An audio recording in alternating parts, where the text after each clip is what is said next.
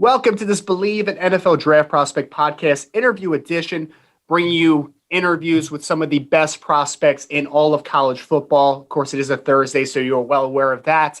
Turn the page already on the 2021 NFL Draft. Feels like it came and it went as quick as I closed my eyes this morning. So now we're moving into 2022 potentially. I have a young man that could be in that cycle. He could be in 2023. All I know is I caught a couple glimpses of Utah State defense this past season, and I was overwhelmingly impressed, to say the least. And I kind of did my research on this young man. I am inviting Vongphachanh, linebacker from Utah State. AJ, appreciate you, man. Again, this is going to be a lot of fun getting the backstory, but I appreciate you taking a little bit of time with me today, man. Yeah, of course. Thank you for having me, man. Absolutely. So, AJ, a little quick background. We're going to kind of run this as a little bit of a journey so far. So you're a Washington guy. Eventually, yes, obviously made the decision. You're going to go play football at Utah State. So talk to me a little bit about, because I went to the high school recruiting stuff. I went to, you were also a really good baseball player in high school. So talk to me about recruiting and talk to me about why Utah State was the best spot for you. Yeah, man. I mean, I didn't have too many, looks out of high school. I was kind of coming from a smaller area. And really had a little bit FCS officers coming out, you know what I'm saying? Not too many FBS. And really, Utah State was the first FBS offer I had. So, and, they always kind of showed love. And so I only had them, Air Force came not well after kind of around the same time. And then I had like Colorado State very towards the end of the recruiting process. But yeah, just who I feel more comfortable with. And, it was just kind of people who I just showed the most love to me, really. So. Mm-hmm. And I mean, I've been really impressed with how Utah State has developed prospects. I mean, everyone wants to talk about Jordan Love, but we're talking about the Vigil brothers at linebacker who have played in the NFL, both of them. Kyler Fackrell, who's a very good football player coming out of Utah State. For you, outside of, just the tradition and obviously them showing you love, how wonderful of a place is Utah State, and how has your experience been there so far in your career? Yeah, no, I love it. I think it's been really well for me, as far as my career. I got a lot of opportunities early on, coming in as a freshman. I had to switch positions. I originally was defensive end, 3-point stance coming out of high school. But coming in as a freshman, made the transition. It was super difficult. I'm not even going to lie to you. Just learning, schemes, route combinations and stuff like that.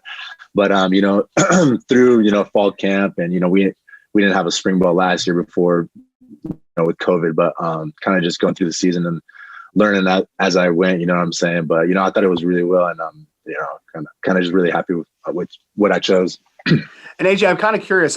So I looked you up on Google and I got immediately a baseball highlight of you just swinging the bat and doing all that type of stuff. Was there ever any baseball aspirations at the next level, or has it always just kind of been football?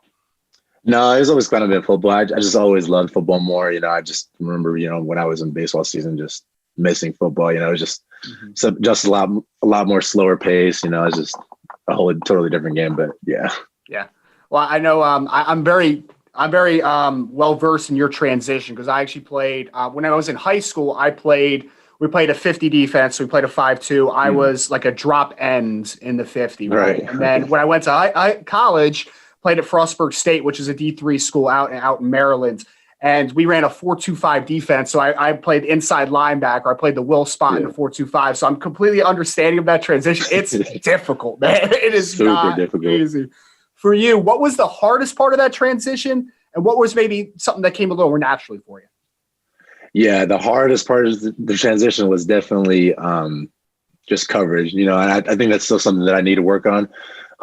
It's still learning, and that's a big focal point for me this offseason. Just getting in the film room, just understanding, how to play zones and just kind of, close, throwing windows and whatnot.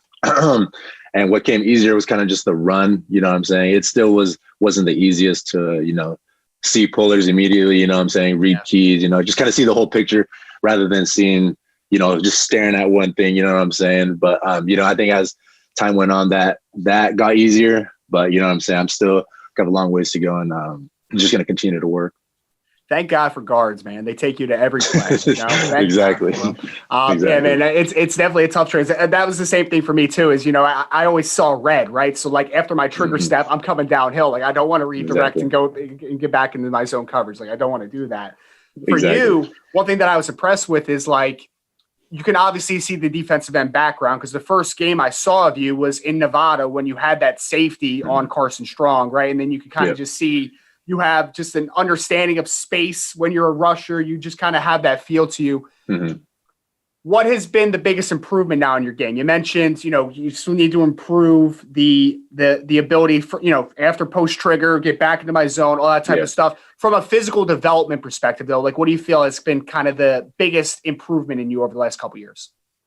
Yeah, I mean, just kind of working my lateral quickness, just changing directions type stuff. I think coming in my first year as a linebacker, that's something you do quite often. You know what I'm saying? Just redirecting, changing direction instead of just rushing the passer or, setting an edge type stuff. But no, yeah, I think that's the biggest thing I've tried to focus on. Not only that, but just strength and overall strength, just being able to be just the best athlete I can be on the field. And obviously this past season, I know it was a little dysfunctional for a lot of conferences. Talk to me a little bit about COVID, the impact on you, the impact on your team, and how you feel like you were able to navigate it to the best of your ability. Yeah, no, that was actually a really tough season. I actually had COVID right before the season. Oh, no. Yeah, no, it was tough. So I ended up losing quite a bit of weight. I went from like 230-ish to like 215, 218. So it was quite a struggle. And so it was just, the hard part just came after the fact, just trying to get back into the transition and trying to eat, and everything just ramped up really quickly because we weren't supposed to have a season originally. Right. And so we were kind of just doing walkthroughs, basic helmet stuff. So nothing crazy. And then all of a sudden, boom, we had to ramp up and practices, and, I was still trying to get my way back and, just learn the defense as fast as possible. But I think it was good, for me at least, but I think it was difficult just having to not know who's going to be on the field that week, just losing everybody, losing, what I'm saying? So, the backups guy, have to be ready, what I'm saying? So it could be anyone on the field at all times, basically. And we actually had very few coaches one week. Basically our whole offensive staff had been out. We had like couple of GAs and then maybe like one offensive coach on the staff, but on the field really. So that was kind of tough, but I think it was good to navigate through, and it's obviously not the season we wanted, record wise, but I mean, there was a bunch of things coming into play, COVID and just lack of practices and kind of just dysfunctionality throughout the whole season. But, I think the guys who are coming back for this season, really understand what it takes, because we don't want to repeat that same thing. And, with the new staff, we had a whole new staff. And I think there's a lot better sense of urgency than, what we had last year. Yeah. And you mentioned obviously the coaching change. How has spring ball been with just the atmosphere around the team, and how awesome has it been to just be back to what is, it's not fully there, but it's definitely a little more normal, obviously now. Yeah. No, I think it's night and day for me. This is going to be my third year, and I think it's completely different from the first 2 years that I've been there, just the attention to detail these coaches bring, and, just it just seems like they really, really want to be here and just get better, what I'm saying? And I can tell just from the 15 practices we had, I can just already tell that it's going to be a different season. Mm-hmm. And obviously a phenomenal season for you. If you didn't tell me that you were originally a defensive end recruit, I would not have believed you, because we're talking about 50 tackles in only 6 games, 3.5 tackles for loss, 3 sacks, and a honorable mention All Mountain West selection. So obviously a very, very well accomplished season in your first full year. What does that season do for you, AJ? Because you talked about the tough transition. How much confidence does that give to you? Know that, like, I can do this now. I see things better. My keys are better. My eyes are good. Like, just knowing that you're getting more comfortable to the position. Yeah, no, that was huge for me. Just really being my first kind of time where I was really comfortable in in college football. I remember my freshman year, being thrown out there, everything's going 100 miles an hour, you know what I'm saying? But, I finally was able to just settle in, I mean, most of the time, I mean, some of the times, it wasn't, 100%, I'm still working on a couple of things coverage wise, you know what I'm saying? But, I think for the most part, I was able to finally just calm down and just understand what's going on rather than just panicking, you know what I'm saying? False steps and all that, you know what I'm saying? But Sure. I think it's good. There's a lot that I need to learn from that film. And, that's exactly what I'm doing. It's spring, coming to fall camp and just kind of throughout the whole off season. But, I'm really excited. You know what I'm saying? Especially just working on the little things that really just elevate my game. And I'm curious about this next question because I always like to ask guys about, players that they emulate to a degree. So I am in a similar position again with that transition that you made. Like when I grew up, it was like, I love Jared Allen, defensive end that used to play with the Minnesota Vikings, Kansas City. He's a phenomenal football player because I played it. I wanted to rush the passer every play. Then as I kind of got acclimated to the position, my guy was Luke Kuechly. Like that was the guy that I just wanted to watch all the time. For you, who are some guys, could be past, present, that you watch a ton to try to improve your game? Yeah, no, I used to watch a lot of pass rushers just coming up, always, I was a pass rusher defensive end. So, I mean, I used to watch Von Miller, Khalil Mack, those type of guys. And then, as this transition, I still try to watch pass rushers because I think pass rushing is still a strength of my game that I can, kind of separate myself from different guys. But as far as the inside linebacker position, I watch Luke Kuechly, and I think there's a lot I can take from him just from a film standpoint. You know what I'm saying? I think there's a lot that I can learn from just how to watch film, just how to break down formations and whatnot. And that's probably the biggest thing that I'm working on right now. But, Luke Kuechly, I like to watch Fred Warner, Bobby Wagner, just guys like that, basically. Gotcha. And then now we talked about, the atmosphere around the team. For next season, being your junior year, you now being one of the leaders of the football team, what are some goals that you have? What are some goals that the team has? Like, what would make it an ideal season for you? Yeah, no, a goal for me would basically just be more of a leader. Last year I wasn't the most vocal individual. I kind of try to lead by example. But as far as me, I just try to lead more vocally. Just try to, for the younger guys, just try to be someone that they can look up to and always doing the right thing. And as far as the defense, just be able to help guys out, not just worry about my job and, I'm saying, making the calls, but let the D-line know, help them out, or let my secondary know what's coming based off, formations and whatnot. Just basically be a better teammate on the field. Absolutely. And kind of the last thing I want to end you with, AJ, like I said, I don't know if it's going to be next draft cycle. I don't know if it's going to be the draft cycle afterwards, but obviously I'm a guy that thinks that you have the ability to play professional football, play football on the next level. Thinking about that for a second, just thinking about you might have that chance to be a professional, play in the NFL. How long has that been a dream? And just what type of blessing would that be when that finally comes?